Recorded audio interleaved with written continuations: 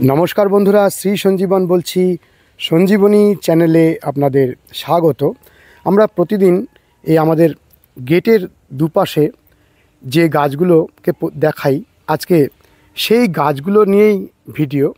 দেখুন গাছগুলোর শোভা কীরকম খুশিতে প্রাণবন্ত হয়ে ওপরের পাতাগুলো রাঙা হয়ে উঠেছে। এই রকম উজ্জ্বল লাল রঙের মাথার পাতাগুলো হয়ে থাকাই এই গাছের এত আকর্ষণের কেন্দ্রবিন্দু। দেখুন লাল পাতা আর এই রকম যেন একটা অদ্ভুত অসাধারণ প্রাণের ছোঁয়া আপনারা এই পাতাগুলোর মধ্যে পাবেন। আর দেখুন এখানের গাছটি ডাঁটিগুলো যথারীতি লাল, আর নতুন পাতা আসছে এই রকম লাল পাতা নিয়ে আবারও ভরে উঠবে গাছগুলো। সারা বছর এইভাবে পাতায় ভরে থাকে, নির্দিষ্ট শেপ দেয়া যায়, যে কোনো রূপ ধারণ করাতে পারবেন আপনি এই গাছগুলোকে। তার সাথে সাথে পাতা ঝরে না, চিরসবুজ গাছ, অসাধারণ একটি গার্ডেনিংয়ের গাছ সিজিজিয়াম। অনেকগুলি ভ্যারাইটি আছে এই গাছের। আমরা আজকে এই গাছের বিভিন্ন ভ্যারাইটিকে আপনাদের দেখানোর চেষ্টা করছি অতি দ্রুত। আগে আমরা চলুন এই গাছের বিভিন্ন ভ্যারাইটিগুলোর সঙ্গে পরিচয় করি। একেবারে শুরুর দুপাশের যে দুটি গাছ, এটিও সিজিজিয়াম, কিন্তু অত্যন্ত ডুয়ার্ফ, কোনো সময় ছাঁটার দরকার হয় না, আর ক্রমাগত নিজে নিজে টবটি জুড়ে একটা ঘন ঝোপ তৈরি করে। এই গাছটির একেবারে নতুন যখন পাতা আসে তখন এত ভালো লাগে। চলুন আপনাদের নতুন পাতা আসা অবস্থায় কেমন সুন্দর লাগে সেটি একটু দেখাই। দেখুন এখানে সিজিজিয়ামের ওই ভ্যারাইটিগুলোর গাছগুলো রয়েছে। পুরো সম্পূর্ণ লাল পাতার অবস্থায় নেই, তবুও কীরকম প্রাণবন্ত উজ্জ্বল লাল রঙটি তৈরি হবে তার একটা আভাস আপনারা এই গাছগুলো থেকে পাবেন। দেখুন যেই টবেই আপনি লাগাবেন এরকম খুশিতে থাকা প্রাণবন্ত পাতাতে ভরে উঠবে টবটি। আমাদের খুব পছন্দের একটি গাছ, আমরা প্রায় দিনই আমাদের ভিডিওতে এই গাছগুলোকে দেখাই। আশা করি আপনারাও এই গাছটির প্রেমে পড়ে যাবেন। গার্ডেনিংয়ে ফুল যেমন আমাদের প্রত্যেকের অত্যন্ত প্রিয়, ঠিক তেমনই কিছু গাছের পাতা ফুলের সমান সৌন্দর্য সৃষ্টি করে। পাতা এবং ফুল মিলিয়ে গাছগুলো আমাদের বাগানকে বিভিন্ন সৌন্দর্য সুষমায় ভরিয়ে দেয়। যেমন এই কলিয়াস গাছগুলো, এগুলো পাতার জন্যই সবাই লাগায়, এবং পাতার শোভাটি এতটাই সুন্দর যে শীতকালে বাগানে দু চারটি কলিয়াস না থাকলে আপনাদের বাগানটি যেন অসম্পূর্ণ থেকে যায়। চলুন এবারে আমাদের অনেকগুলো যে সিজিজিয়ামের ভ্যারাইটি রয়েছে সেগুলোকে একটু দেখি। দ্বিতীয় যে সিজিজিয়ামের গাছটি আপনারা দেখছেন, আপনাদের মনে হতে পারে এটি আগের দেখানো গাছ নয়, এটি একটি আলাদা গাছ, কিন্তু না বন্ধুরা, এটিও একটি অন্য জাতের সিজিজিয়াম গাছ। দেখুন পাতাগুলোর শোভা। যদিও এই গাছটি বিভিন্ন সমস্যার সৃষ্টি করে, আরেকটি গাছ দীর্ঘদিন ধরে রোগে ভুগছে, আমরা কিছুতেই তাকে সুস্থ করতে পারছি না। তুলনামূলকভাবে একটু স্পর্শকাতর গাছ এই গাছটি, যদিও সমস্ত রকম বাধা বিপত্তি পেরিয়ে সুন্দর হয়ে উঠেছে। আর সুন্দর হলে কেমন সুন্দর হয় দেখুন, সাদার অংশটি বেশি, সবুজের অংশ সামান্য, এই রকম ভেরিগেশন নিয়ে সারা বছর সুন্দরভাবে শোভা সৃষ্টি করে। আর নতুন পাতাগুলো যখন আসে এরকম হালকা লালচে বর্ণ ধারণ করে। সব মিলিয়ে গাছটির শোভাটি আপনারা নিশ্চয়ই দেখে বুঝতে পারছেন। আর গাছগুলো কিভাবে সোজা হয়ে দাঁড়িয়ে থাকে দেখুন, এখানে শিকড় থেকে সোজা উঠে গেছে, মাথা উঁচু করে দাঁড়িয়ে রয়েছে। এর পরের যে ভ্যারাইটিটি আমরা দেখব সেটি হলো সিজিয়ামের ব্ল্যাক ভ্যারাইটি।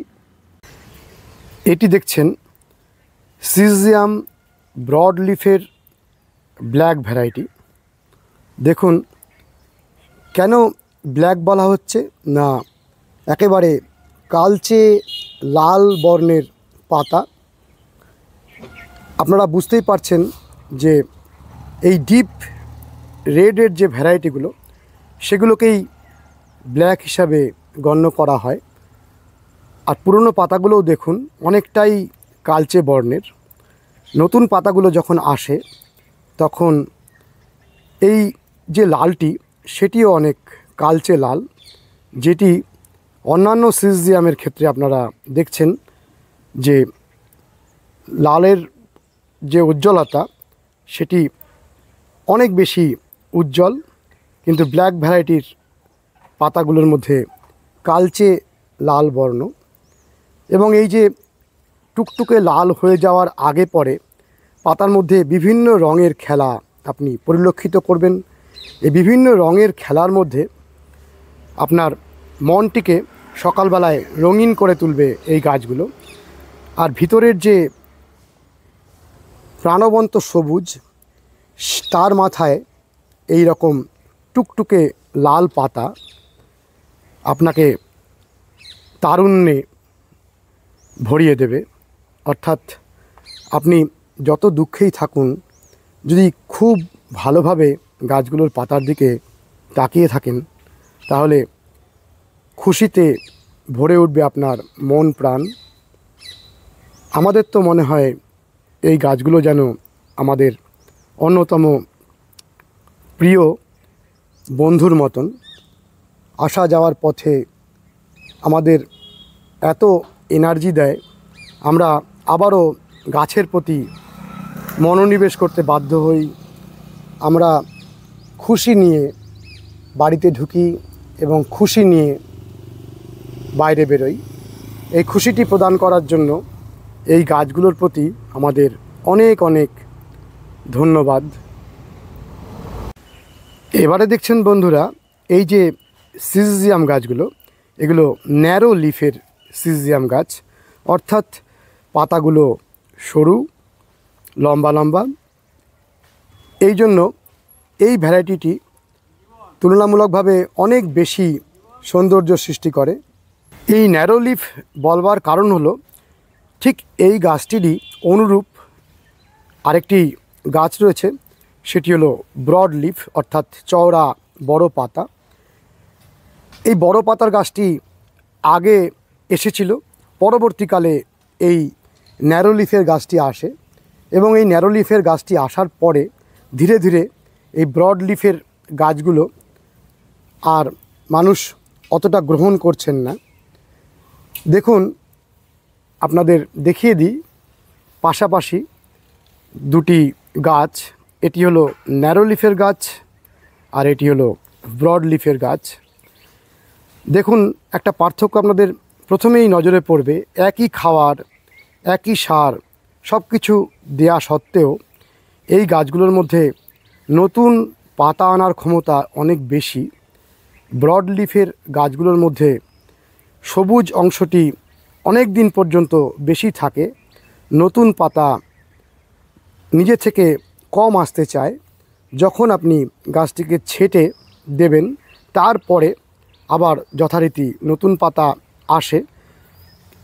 তুলনামূলকভাবে ন্যারো লিফের গাছগুলো যদি আপনি নাও ছাঁটেন, নিজে থেকেই ও এরকম টুকটুকে লাল পাতা বারে বারে আনতে থাকে। যে কোনো জায়গার সৌন্দর্যায়নের জন্য আপনারা এই ন্যারো লিফের ভ্যারাইটিটিকে ব্যবহার করতে পারেন। এই যে ব্ল্যাক সিজিয়াম গাছটিকে আপনাদের দেখালাম, তারও আবার দুটো তিনটে ভ্যারাইটি রয়েছে। এগুলো ব্রড লিফের ব্ল্যাক সিজিয়াম, তুলনামূলকভাবে একটু ছোট পাতার এটি আরেকটি ব্ল্যাক সিজিয়াম। দেখুন পাতাগুলোর মধ্যে একটা স্পট এসেছে, তবুও এটি যে অনেকটা বেশি সামগ্রিকভাবে ব্ল্যাক সেটি আপনারা নিশ্চয়ই বুঝতে পারছেন। এখানটায় কাছ থেকে দেখুন অনেকটা বেশি কালচে বর্ণ। আরও একটি ব্ল্যাক সিজিয়াম দেখুন, এটির পাতাটি অনেক সরু, অর্থাৎ তুলনামূলকভাবে ন্যারো লিফের ব্ল্যাক সিজিয়াম। এই যে ব্ল্যাক অংশটি এখন অনেকটা সবুজ বর্ণে পরিণত হলেও নতুন পাতাগুলো যখন আসবে আরও অন্য রকমের কালচে লাল বর্ণের পাতা আপনারা দেখতে পারবেন।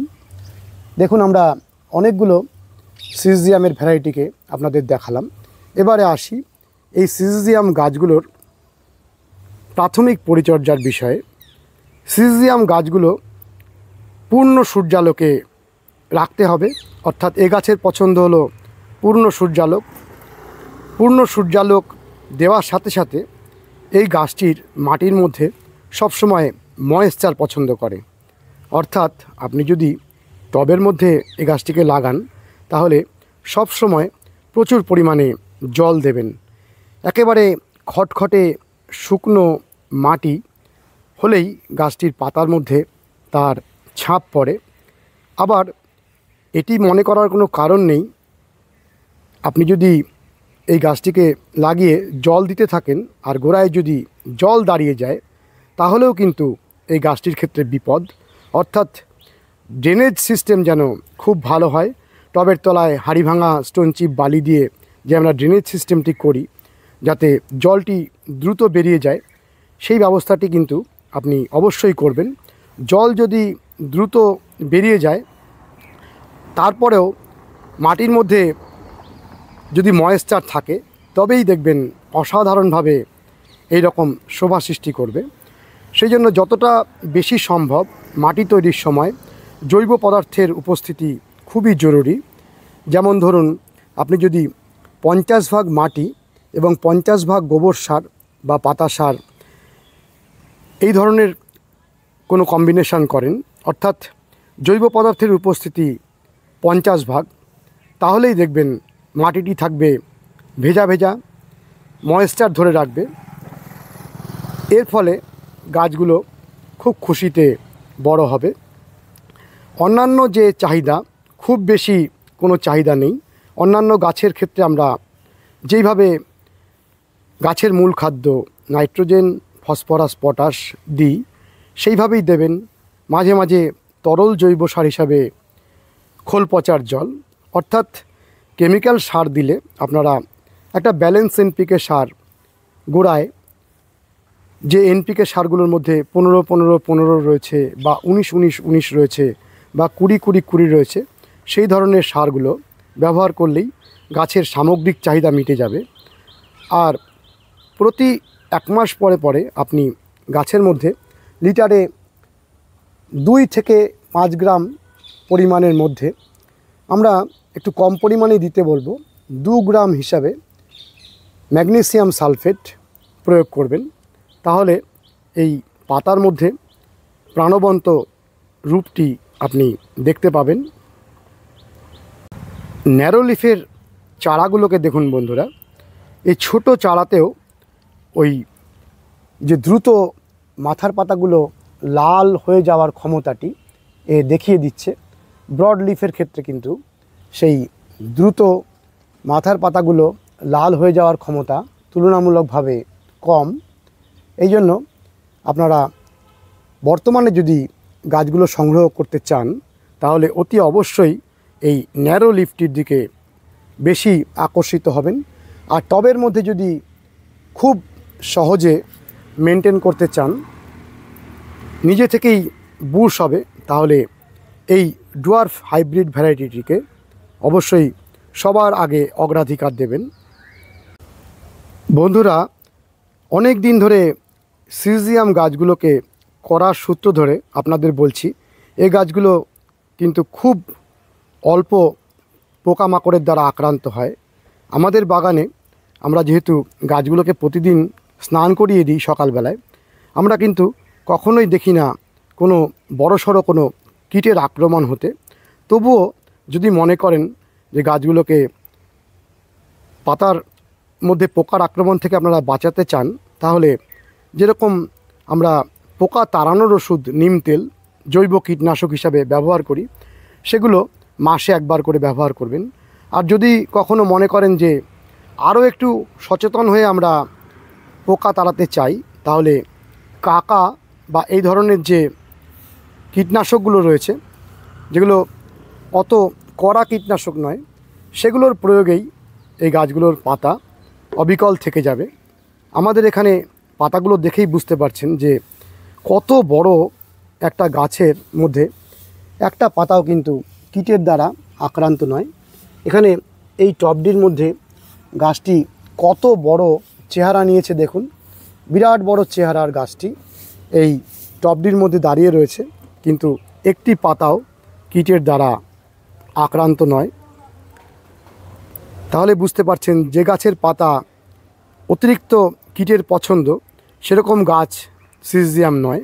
সিজিয়াম গাছ নিয়ে আজকের এই অনুষ্ঠানটি যদি ভালো লেগে থাকে তাহলে অতি অবশ্যই কমেন্ট করবেন বন্ধুরা, লাইক করবেন, শেয়ার করবেন, সাবস্ক্রাইব করবেন। ভালো থাকবেন বন্ধুরা, সুস্থ থাকবেন, ভগবান আপনাদের মঙ্গল করুন। নমস্কার।